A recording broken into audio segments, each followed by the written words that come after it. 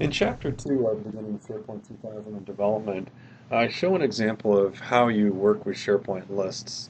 Lists are really one of the fundamental artifacts within SharePoint.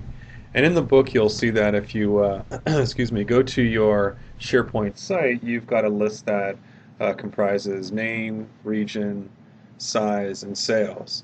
Now, in the book, I tell you to use a text field for name, combo box, or I'm sorry, a choice box for region and size, and a text field for sales, a single line of text. In this case, what I've done is I've actually, if we go into lists and list settings, for sales, I've actually used currency.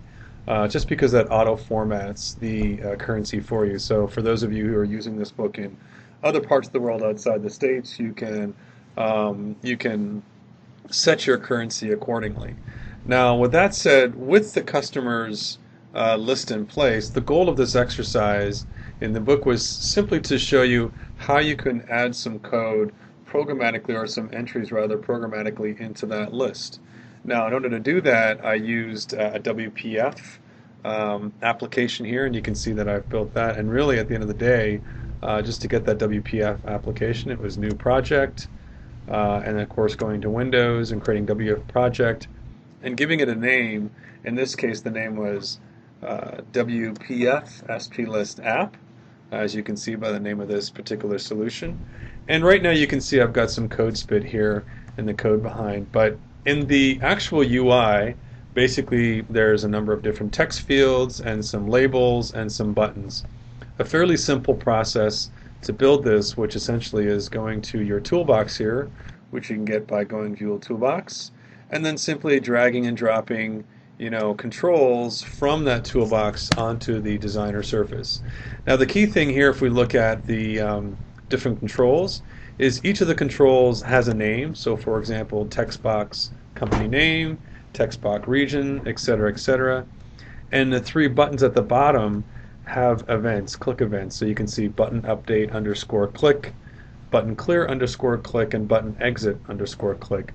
These correspond to the code behind, as if we click here at the top, you can see that we've got those different events here. As you can see, button update click, button clear underscore click, and of course button exit underscore click. And I've got some code here in my toolbox that I'm just going to add in a little later on. And this is very similar code that you're seeing in the book. There's one difference that I'll call out that I've actually logged on my blog, and we'll talk about that in just a sec. Now, one of the key things that we're going to be doing here is we're leveraging the lists web service in this example. So to get there, what I need to do is go and add service reference, click advanced, click add web reference. Then I'm going to go ahead and I'm going to add in, should be here, there we go, in memory, Tailspin Demo, which is the name of my local instance of SharePoint. Now, in this scenario, I've actually installed SharePoint as a single instance, just a single instance on my laptop, okay, which is running 2008 R2. And then basically, in this case, you can see that I'm referencing Tailspin Demo underscore VTI underscore bin lists.asmx. And of course, that loads in the definition of the service reference that I can then use. And this is one of the core lists web services out of the box for SharePoint that provides a lot of different capabilities for me to interact with a list. So of course I added the reference already, and I called that reference, let's just get rid of this, my SP web service. Now if you ever want to go ahead and browse the service, you can also go and just go into your URL, your Internet Explorer or whatever other browser you're using, and type in that same URL, the service reference that you just did. And what that'll do, that'll load up, and then you can actually explore the different operations that are supported as a part of that web service. So with that said, here's my site, there's the web reference, and of course now let's just add some code. So basically, because I've got some code spit that I've already created, what I'm going to do is just add in some variable names, and if you've walked through the exercise or at least read through it in the book, you know that these variable names are just going to be variables that I'm going to be pushing into the actual list. I'll go ahead and add some information for the button update. Now, one thing I'll call out here is in the original code, I had system.credentials, system.net.credentialcache.default credentials. I've changed that since to use default credentials equals true and pre-authenticate equals true, and that seems to work better for some reason in later builds. The earlier credential cache wasn't working, so there was a bug there. So basically what we've done is we've changed that, updated the code there. This is what you should be using. Now as you walk through, you can see that you're setting the variables here to be the text property from those text boxes. You are then creating an instance of your web service proxy. You're setting the credentials for that web service. Then, of course, you're providing the URL for the web service, which you have to do when you're using the core SharePoint web services. Now, at this point, what I'm doing is I'm going to create an XML object that will allow me to enter in some information and create basically a query to add in whatever I pull from my WPF app, push it into SharePoint using a camel query, or a camel construct rather. And that's what this batch XML.inner XML is. You can see that I've got different field names, and what I'm doing here is I'm taking the variable that I've pulled in from my WPF. I'm actually inserting it inside the camel construct. Now, one thing here you'll see here, field name equals title.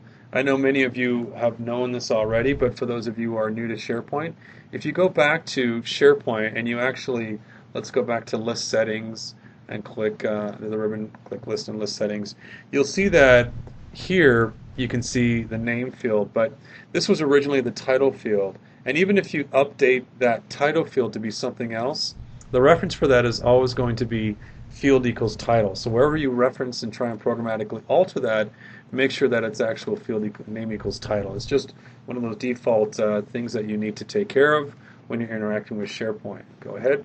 We'll do some more simple code here just to clear out the text fields, and then of course we'll add a method or an event to shut down the actual application. At this point, everything seems to be working in terms of the code that we need.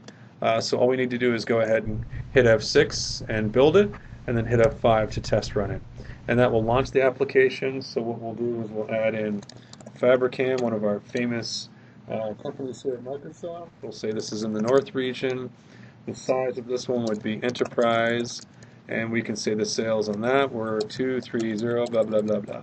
Okay, so with that we can click Update, and what that should do is use the list web service to call in and update that particular customer's list that we created before. And you can see here that SharePoint list was updated.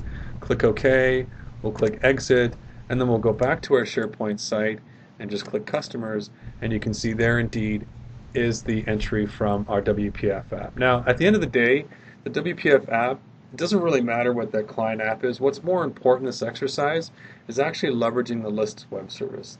That's what really you should focus on. You could do it from a console app, you could do it from a Windows form app, you could even do it from WebPart. But the point is, what you want to do is leverage that list web service and get used to it.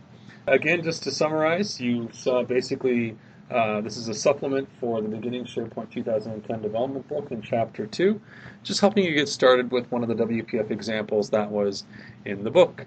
Hopefully this helped, and look for more of these webcast supplements as we move forward, as I'm going to be working through the book to revamp any code and look for any bugs, just to make sure that the developer community has updated information and at least some additional supplemental information to help them along in their SharePoint development.